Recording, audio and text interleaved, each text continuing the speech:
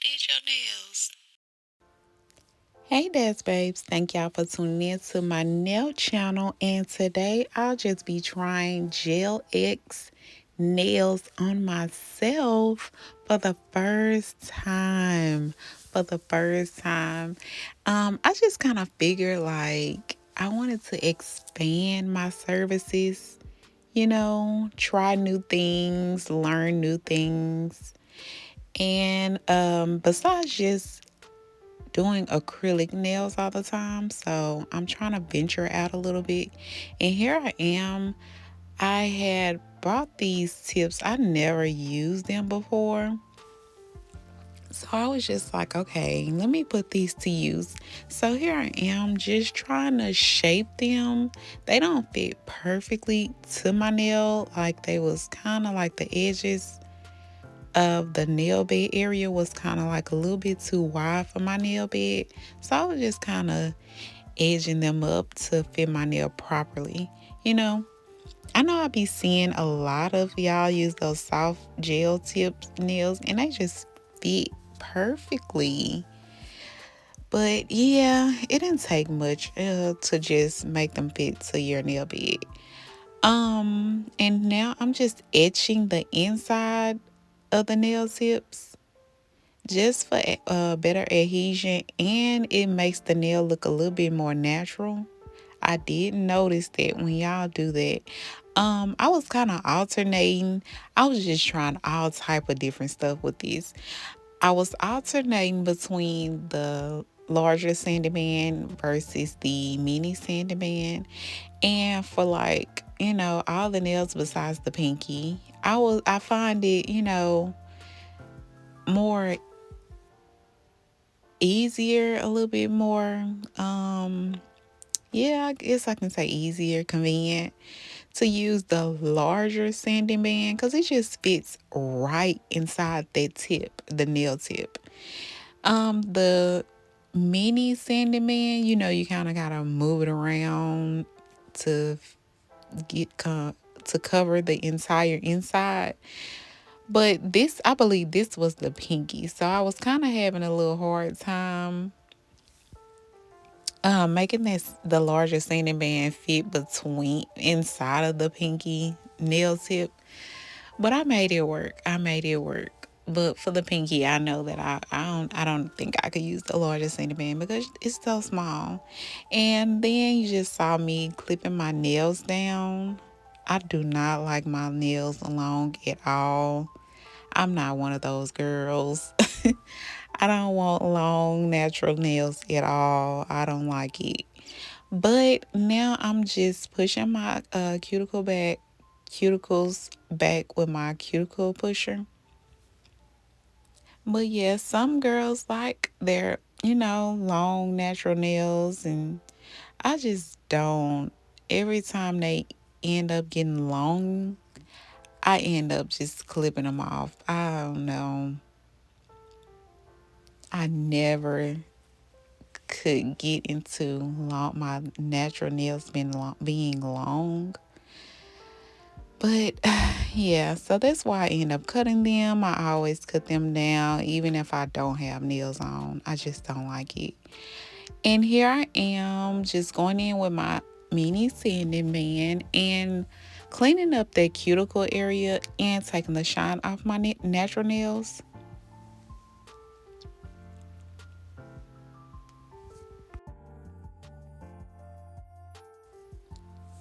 Here I am just showing you. I don't know what happened, but I had a ring of fire. Like, I don't know what happened. I think I did that.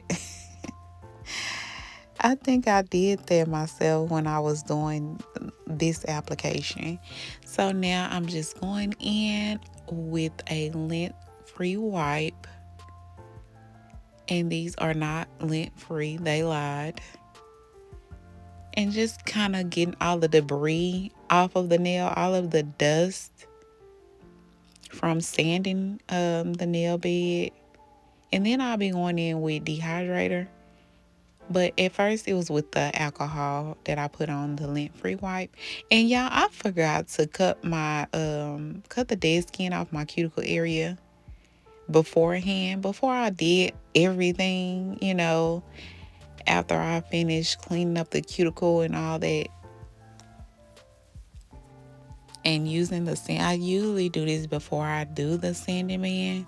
Do I? Sometimes it just all depends, but um I don't think I was planning on cutting my cuticle, the dead skin off my cuticle area anyway.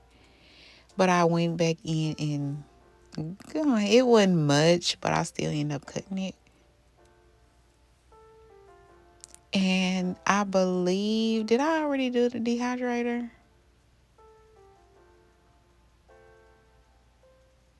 Let's see. I think this is the dehydrator, if I didn't already do that. I'm kind of working backwards, y'all. I was trying to figure out how to do this process at the same time. Okay, yeah, I had already did the dehydrator. So that was the primer, the Dynamic Nail Supply primer. And now I'm just going in with my Young Nails protein bun. So that's the process that I do. I do the dehydrator, then I prime 2 times. I used to, sometimes I go in like one finger at a time with the primer. But since this is Gel X, I figured that it was kind of pretty quick process versus acrylic. And I didn't want to be wasting my time trying to stop and put primer on each finger and all that. When this is what I'll be doing, I was putting the nail glue on all of my fingers anyway. So it wouldn't make sense to prime one finger at a time. So save me some time, prime all your fingers at one time because you're going to end up covering it with the nail glue anyway. And then I put it in the lamp for 60 seconds. And then now I'm taking the nail tip and applying the nail glue to the inside, no further than where I etched it at. And then I'm just taking a little bit and putting it towards the end just to make sure it covers the entire nail bed. But this, sometimes, you go in thinking, oh, this is easy. Oh, I got this, stuff like that. But in our reality, things take time and for you to learn, and sometimes you might get it on the first try, sometimes you won't. But all in all, the process was easy. The process was very much easy, but it's just the little things that you do learn. The first thing that I learned was to make sure you apply the tips straight as possible. Make sure you apply them as straight as you can. Sometimes when you're trying to put it under the lamp, it might move, a couple millimeters, centimeters, whatever. It might move and you don't even notice it. You just trying to hold it in place and put it under the lamp, and you don't even notice that you're actually moving the nail to the side and out of place. And which I did. And I didn't notice it until I completed my entire hand. And I was just like, oh my God, my nails are crooked. It was 2 fingers, so I'm y'all gonna see. Y'all finna watch this little process with me. Okay, so I'm all done. So I'm pointing to the pointer finger. As you can see, it's going to the right, child. And then the pinky finger going to the right as well.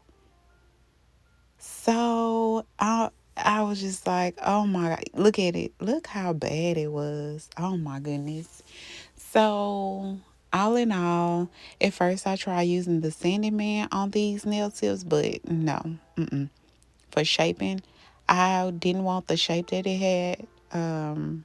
What are these? They look like coffin. Are these coffin? Yeah, these look like coffin nails.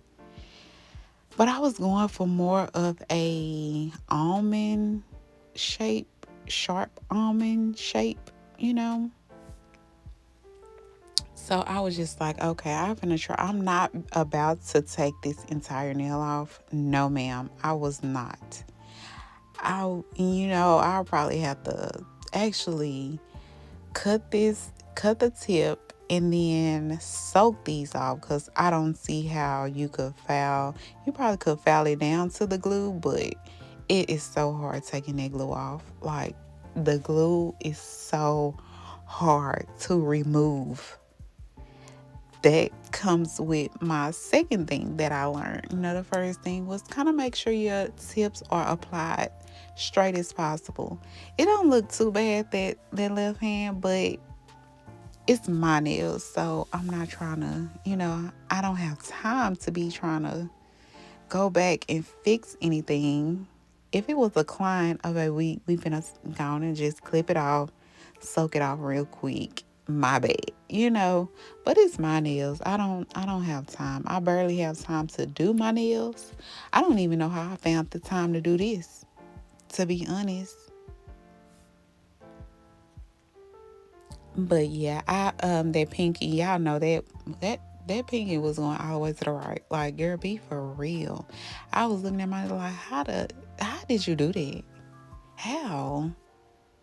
And then the pointer finger didn't make it no better. That pointer was just, look at it. Oh my goodness. Oh my goodness. Like, it's going all the way crooked. That don't make no sense. But yeah, to shape it, I'm just using, I believe this is my coarse drill bit. I was using the coarse drill bit.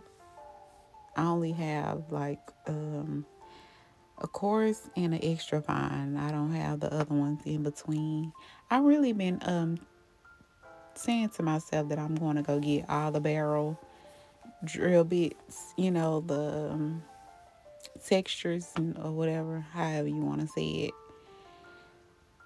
But I be really fine with, as long as I have a coarse one and a fine one. I mean, what more do you need? I just want one that's like kind of in between.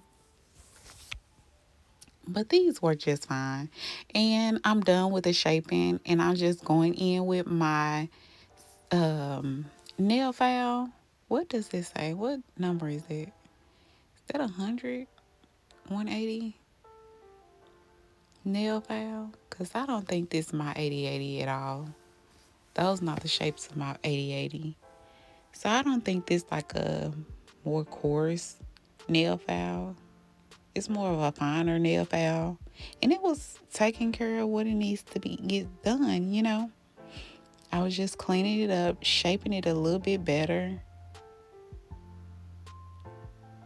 making the edges a little bit more smoother, and straighten it up a little bit more as well. More than what the drill could do. But like I was saying, the second thing was the amount of glue that you apply. You have to be careful because I thought that I was doing the right thing. Like, okay, if I apply too much gel to the nail, I can still go back in and just file it underneath the nail. No, ma'am, you cannot. You cannot.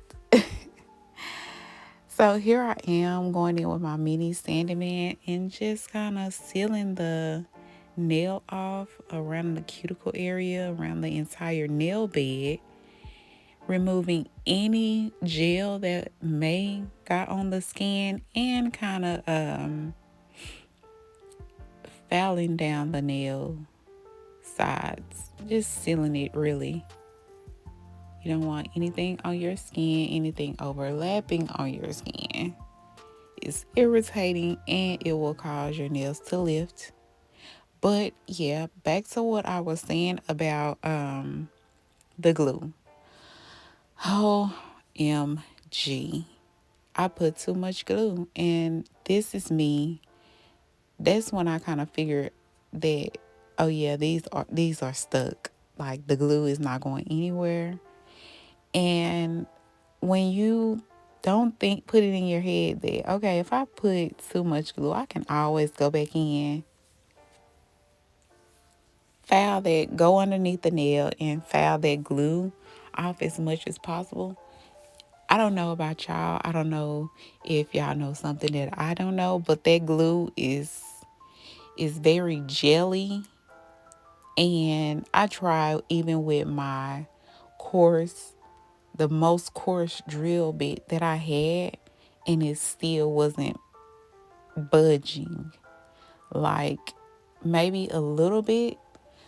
You probably have to turn your speed on your drill up like higher than usual if you wanted to clean that glue up. And you're risking damaging your nail, trying to remove that glue from underneath the nail. So you're risking, like, I was trying, and it's like with the almond shape that I did have, the drill wasn't fitting into that pocket, for me to even reach the glue. So the glue was stuck, y'all. It was stuck. So I was just like, okay, I'm going to give it like a couple of days to kind of grow out and then remove the glue because I couldn't get down there.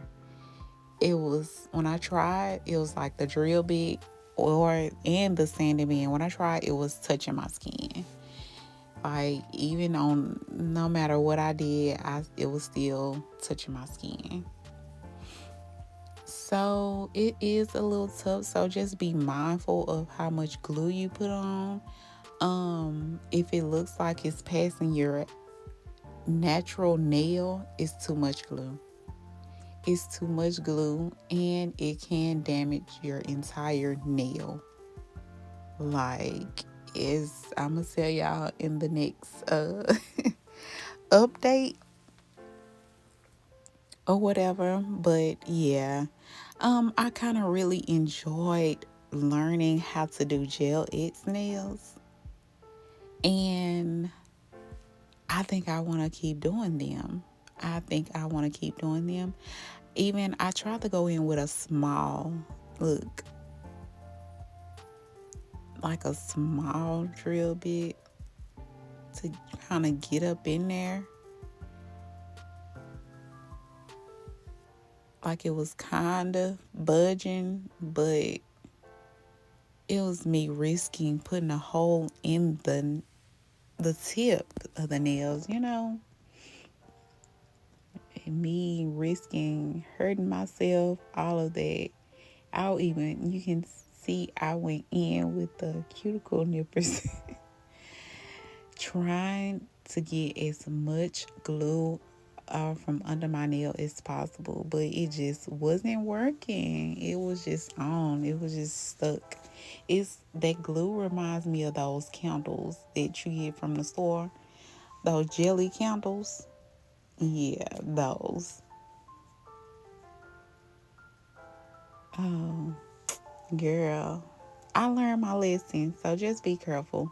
And you see me going in with my buffer. I just buffed the nail out, made it a little bit more smoother.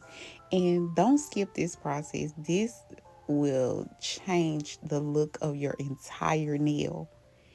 And that's taking a little bit acetone and going around that nail bed, the cuticle area. And it just melts it into your nail so seamlessly. Like, it looks like a natural nail.